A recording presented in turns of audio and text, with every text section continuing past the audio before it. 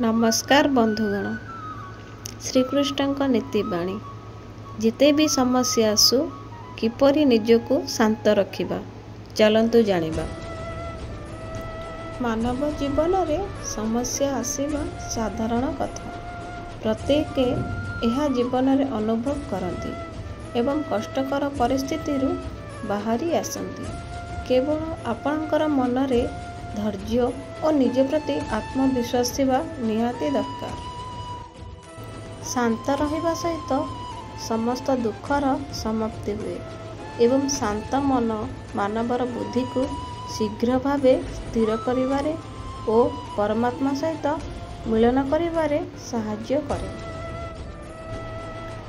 आमर आस्थार परीक्षा सेतेबेले हुए जेतेबेले आमे जहाँ चाहूचु सेठिकी मिले नहीं, किंतु तथापि आम हृदय प्रभु पाई कृतज्ञता बाहर।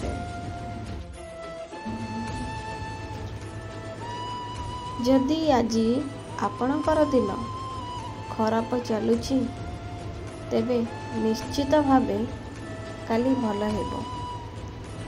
आपण केवल निष्काम भावर निज कर्म करंतु।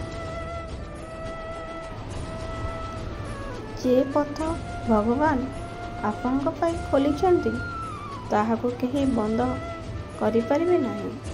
सेथिपाई चली चली रुहंतु। मनुष्यर जीवन सेमानंकर कर्म उपरे आधारित। सेमाने जेपरि कर्म करंती सेहीपरि सेमानंक जीवन हुए।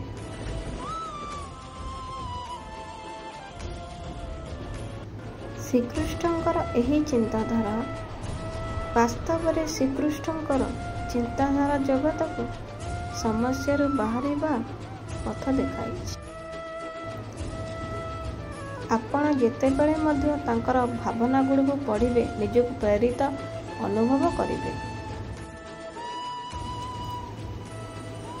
एहा सहित एही भावना गुड़िक आपण को कष्टकर परिस्थिति रे निज उपरे आत्मविश्वास रखिबार साहाय्य करिवे एवं धैर्य धरिबा को प्रेरित करिवे। जय श्री कृष्ण।